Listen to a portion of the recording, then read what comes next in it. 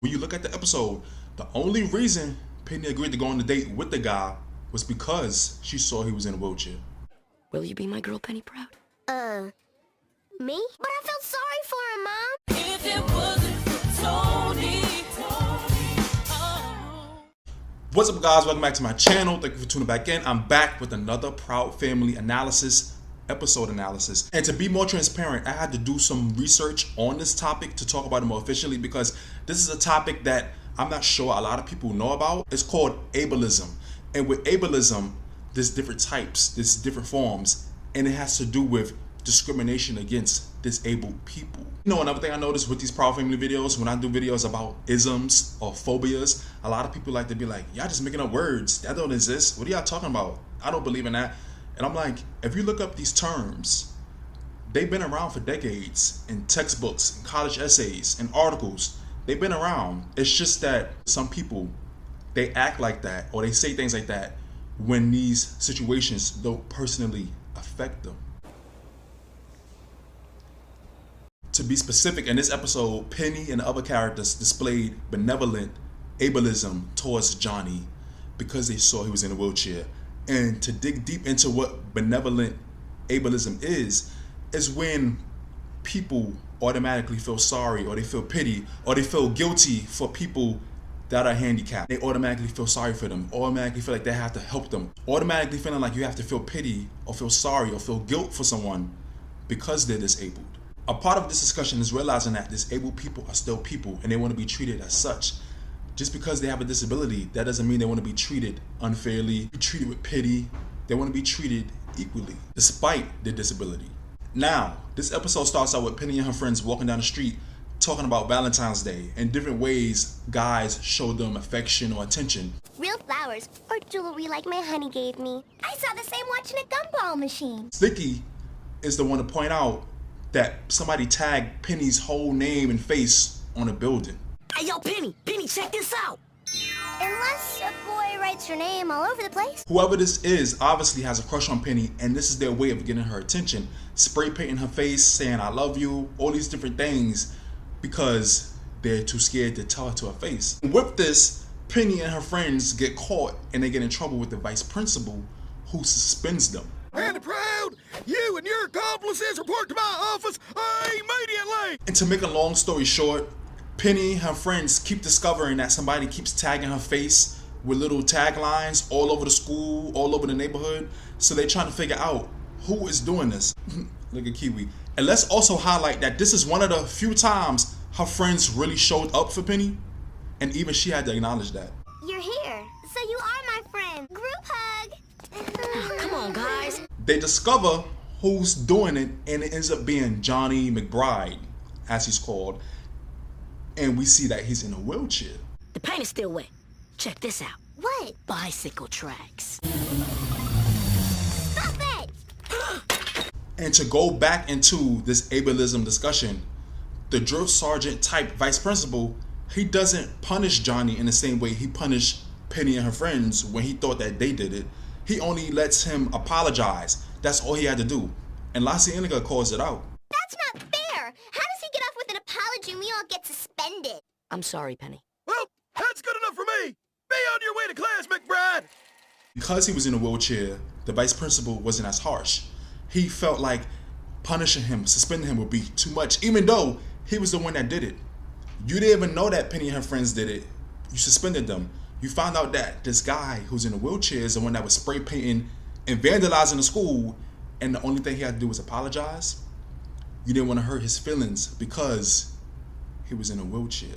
You don't want to punish him as harsh because you already feel sorry for him. Penny catches up with Johnny in the hallway, and she really asks him, like, why did you do that? And he tells her, oh, that was the only way I can get your attention. If you got something to say to somebody, just say it. Don't spray it. And he asks her to be his girlfriend. And Penny reluctantly agrees. Just spit it out, child. He asked me to be his girlfriend and I said yes. Penny. She only did it because she felt sorry for him. And this is what I was talking about earlier. Penny only agreed to go on a date with him because she felt sorry for him being in a wheelchair. And this is a part of ableism. And you could tell by her attitude, if he wasn't in a wheelchair, she would have rejected him. She would have did it in a maybe nice way, but she would have rejected him.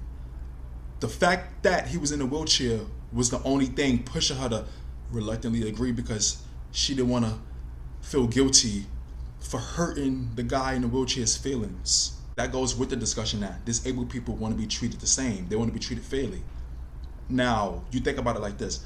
Of course, accommodations should be made when it's necessary, but they all want to be treated fairly. Disabled people want to live normal lives without anybody being patronizing to them or feeling sorry for them in a way they wouldn't for an able-bodied person. This type of attitude or this behavior continues even more when Oscar comes down and finds out that Penny has a boyfriend now. And he gets upset. Y'all know how Oscar is. He's overprotective, and it's like, you can't get no boyfriend till you're 40. You can't get married till you're 40. Oh, no boys allowed. But then when he opens the door to see that Johnny shows up, he sees that he's in a wheelchair. All of a sudden it's... Yeah. Come on in, Johnny. You're just in time for dinner. Penny, your boyfriend is here! Huh?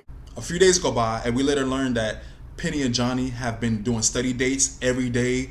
Johnny is really clingy. Penny even gets on a video chat with her friends, even telling them how annoyed she is by Johnny and how he's always there. He never leaves her alone, and she feels forced to going on these dates with him.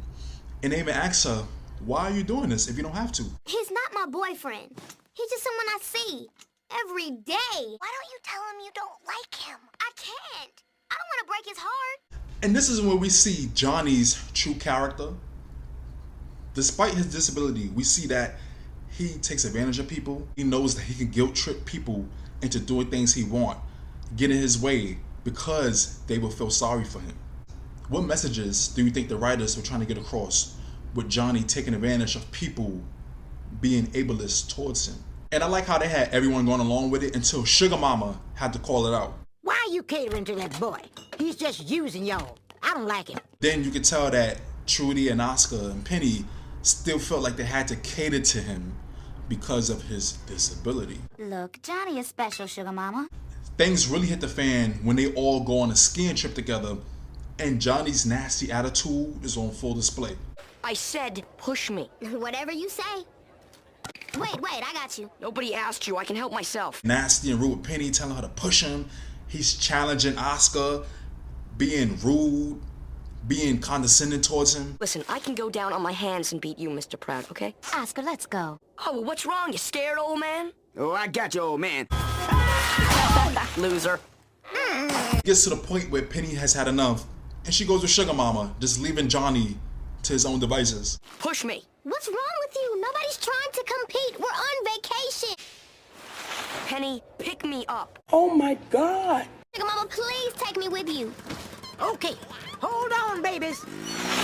They get back home. Oscar gets hurt, of course. What episode of the Proud Family would it be without Oscar getting hurt as a gag? But as they get home and they settle in, Johnny's attitude is still unraveling.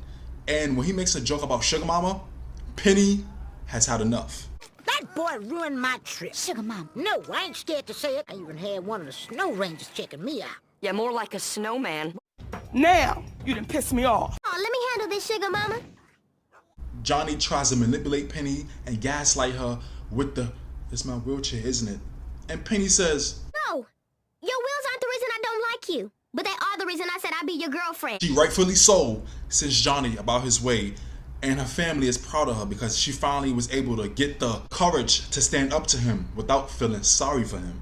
Because there's a thing where it's like, just because somebody is disabled, that doesn't excuse their bad behavior. You're rude, obnoxious, inconsiderate. You disrespected my parents, my grandmother, me.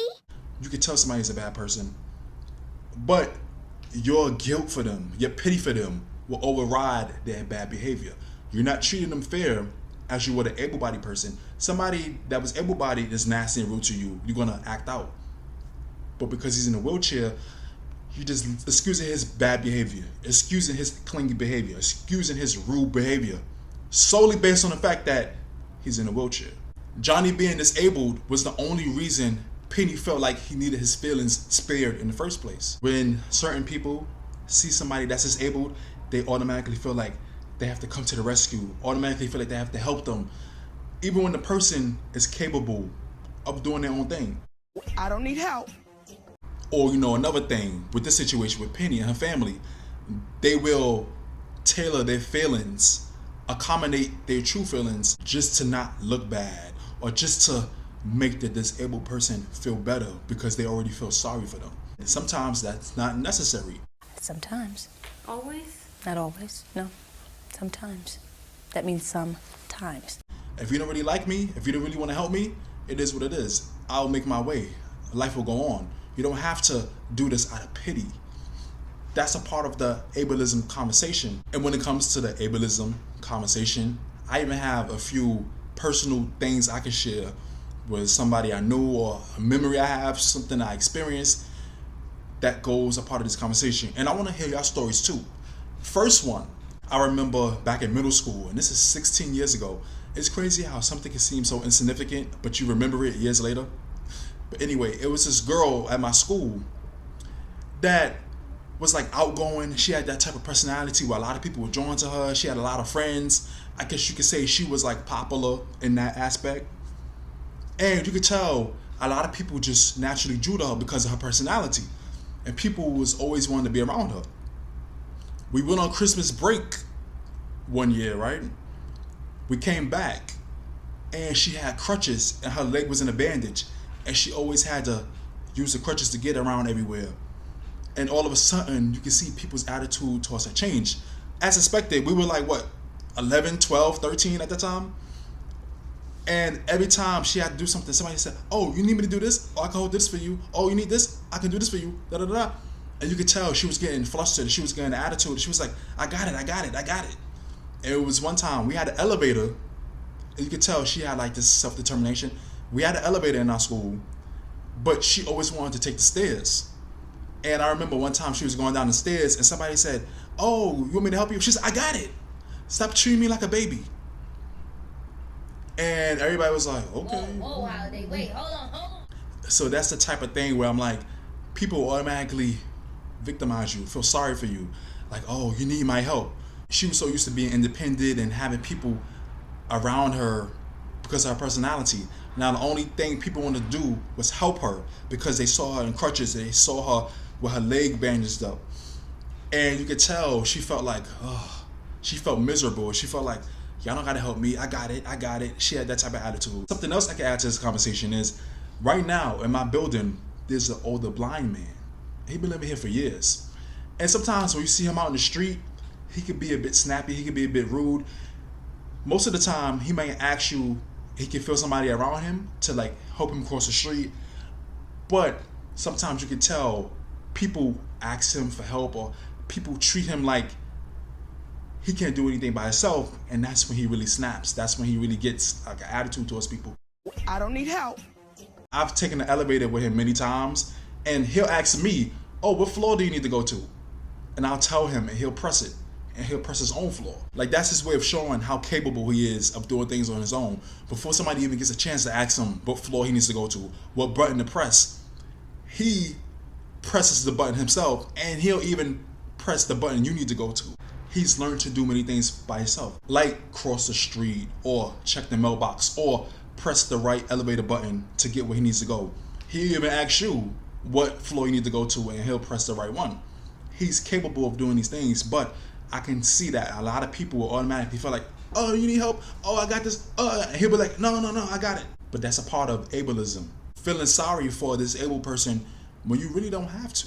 Now, of course, being a great person, being a person with great character, you see somebody that's disabled, you would want to help them in any way you can if they need it, but sometimes it's unsolicited, and that's where the problem comes in. Regarding ableism, I've told y'all my thoughts, my experiences, my observations of it, my research on it. Have y'all ever experienced it? Like, what are y'all thoughts on it? How do you think this episode of The Proud Family handled it? And what are the ways you think disabled people are treated in society as a whole, and things that could change about that? With that, please let me know your thoughts down below. This should be a really interesting conversation because I feel like this is a topic that's not talked about enough. I've seen people, I've seen videos, I've read articles about it, but I feel like it's not talked about enough. And a lot of people may not even know that this term ableism even exists. So let's discuss this down below. I can't wait to read your thoughts, interact with y'all, because I feel like this is going to be a great conversation. Please don't forget to comment, like, subscribe, and hit the notification bell. Thank you for watching and listening. I'll see y'all in the next video.